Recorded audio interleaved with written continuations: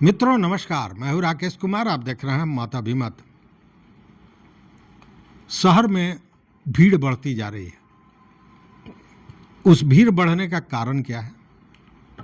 सबसे बड़ा कारण यह है कि बच्चों को पढ़ाने के लिए, अच्छी ज़िंदगी जीने के लिए गांव से लोग शहर की ओर पलायन करते हैं।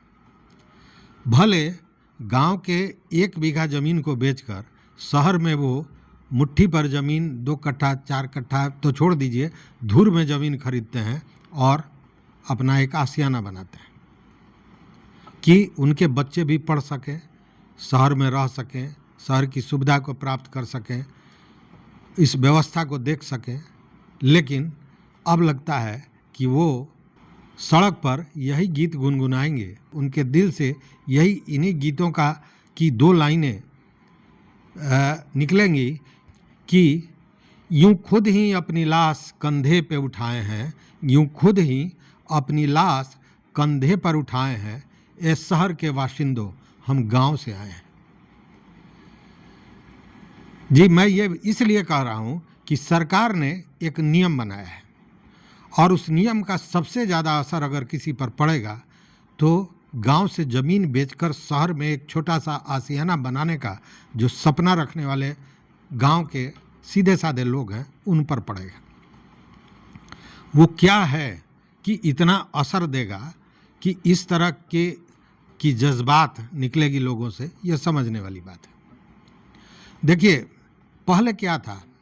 पहले था कि आपकी खेती की ज़मीन है या आपके घर का ज़मीन है, बाशकीत का ज़मीन है, शहर में कोई भी ज़मीन है या गांव में भी ज़मीन है, और अगर उस पर कोई इंडस्ट्री बैठाना है और उस इंडस्ट्री में सरकारी कोई अनुदान मिल रहा है या सरकार से लाइसेंस लेने की ज़रूरत है, उस स्थिति में उस ज़मीन को व्यावसायिक रूप माने कृषि कार्य से व्यावसायिक भूमि के रूप में परिवर्तित कराना पड़ता था। उसके लिए एक मोटी रकम शुल्क के रूप में दी जाती थी और सरकार उसकी अनुमति देती थी।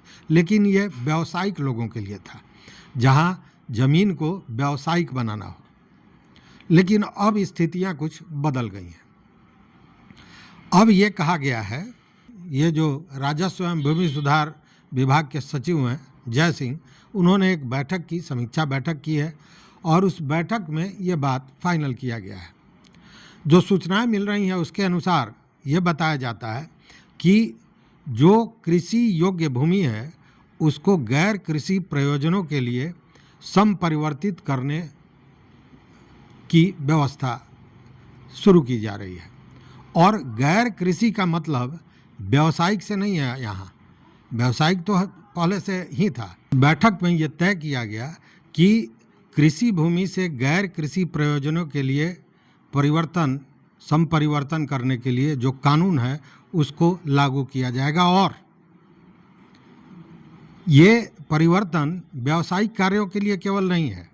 अगर शहर की कोई ज़मीन है, कृषि की ज़मीन है, उस पर अगर घर आपको बनाना है तो आपको उसके तहत बाज़ाब्ता सरकार से, प्रशासन से अनुमति लेनी होगी। और उस अनुमति के लिए मतलब कृषि कार्य से आवासीय कार्य अगर उस भूमि में करना है तो उसके लिए एक रकम, एक शुल्क देनी होगी। बिहार कृषि भूमि अधिनियम 2010 के तहत ये प्रावधान है और उसको अब लागू किया गया है गृह के लिए, आवास के लिए। मतलब अगर घर आपको बनाना है तो आपको संपरिवर्तन कराना होगा।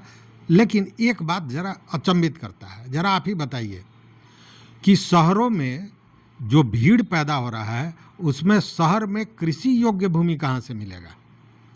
मतलब कि सारे ज़मीन को कृषि योग्य ही बताया जाता है और ये रजिस्ट्री का फंडा है, सरकारी शुल्क को बचाने के लिए। और जो पैसा बचाया गया वो रजिस्ट्री में जो पदाधिकारी हैं, कर्मी हैं, उनके पॉकेट में डालने के लिए ये व्यवस्था बनाई गई है। और उसी के बाद आपको याद होगा कि पहले ज़मीन सीधे रजिस्ट्री हुआ जाता था, अब है कि रजिस्ट्री के लिए जब आप देते हैं तो बाज़ाब्ता किसी कर्मी को दिया जाता है कि स्थल निरीक्षण करे और उसकी वास्तविक स्थिति बतावे।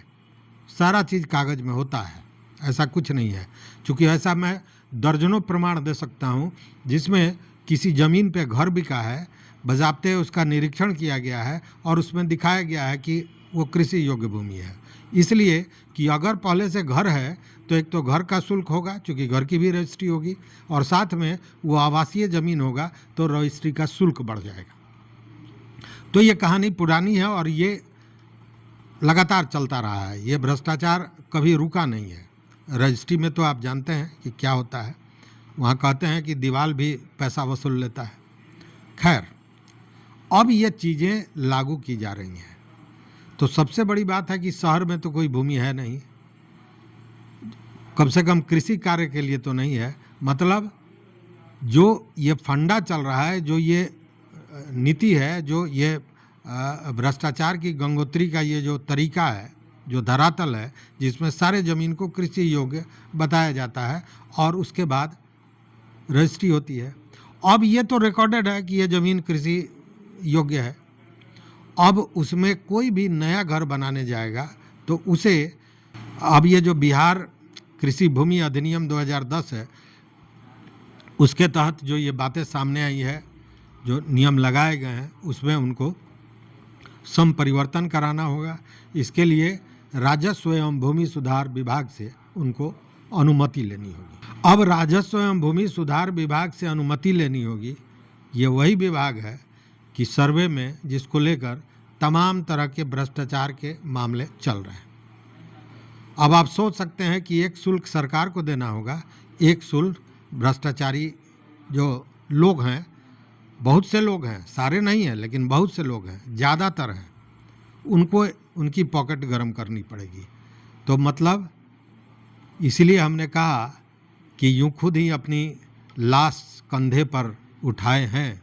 ये शहर के बाशिंदों, ये शहर के बाशिंदों, शहर के लोगों से नहीं है। कहने का मतलब ये जो पदाधिकारी हैं, ये जो राजनेता हैं, जो शहर का आनंद ले रहे हैं, ये शहर के बाशिंदों, हम गांव से आए हैं।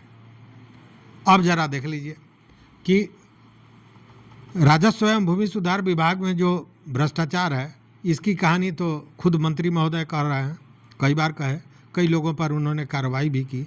उन्होंने कहा भी कि कोई हमसे बच नहीं सकता है। लेकिन जब ये मामला सड़क पर आया तो थोड़ा कान और खड़ा हुआ और अब जो सर्वे हो रहा है उसमें 9 पदाधिकारियों की एक को चिन्हित किया गया है। उच्च स्तरीय पदाधिकारी हैं और इनको चिन्हित करके ये जगह दिया गया है। 23 जिले आवंटित किए गए हैं। इस 23 जिलों में यह निरीक्षण करेंगे अंचल कार्यालयों का और देखेंगे कि अंचल कार्यालयों में जो भी काम होना है, परिवारजर का काम होना है, म्यूटेशन का काम होना है, रसीद काटने का काम होना है, ये सारी चीज़ें सही ढंग से हो रही हैं या नहीं हो रही हैं। अगर नहीं हो रही हैं तो फिर आगे देखते हैं उसका क्या इलाज होता है। चूँकि मंत्री महोदय ने कहा था, आपको याद होगा, कि अगर वहाँ का सीओ काम नहीं करता है तो बैठा रहेगा, हम बाहर से 5 गो 7 गो सीओ एक साथ भेजेंगे और सारा काम करा लेंगे। तो अब देखते हैं कि हर जगह का सीओ अगर बैठा रहता है तो कहाँ से सीओ बना के भेजेंगे। ये बात, ये तर्क जो है सो कुतर्क है, मैं भी जानता हूँ, लेकिन कम से कम इसका असर इस निरीक्षण का तो ज़रूर पड़ेगा उन अंचलाधिकारियों पर, उन कर्मचारियों पर जो चीज़ों को, वो जो आपदा में लाभ का अवसर बना रहे थे, उन पर कुछ न कुछ असर पड़ेगा। लेकिन यह भी सच है कि अब शहर में घर बनाना और भी मुश्किल होगा। महंगाई ने तो कमर तोड़ी ही है, अब सरकारी नियम भी कमर तोड़ने के लिए तैयार है। तो इस वीडियो में बस इतना ही मित्रों, देखते रहिए मत अभिमत। चैनल पर नए हो तो गुजारिश है कि इसको सब्सक्राइब कीजिए, वो घंटी जैसी आकृति है दबा दीजिए, ताकि हम जो बात कहें वो आप तक पहुंच सके सीधे, और मुझे उससे मजबूती मिलेगी अपनी बातों को और आगे बढ़ाने का। बहुत बहुत धन्यवाद यहाँ तक हमारा साथ देने के लिए। बहुत बहुत धन्यवाद।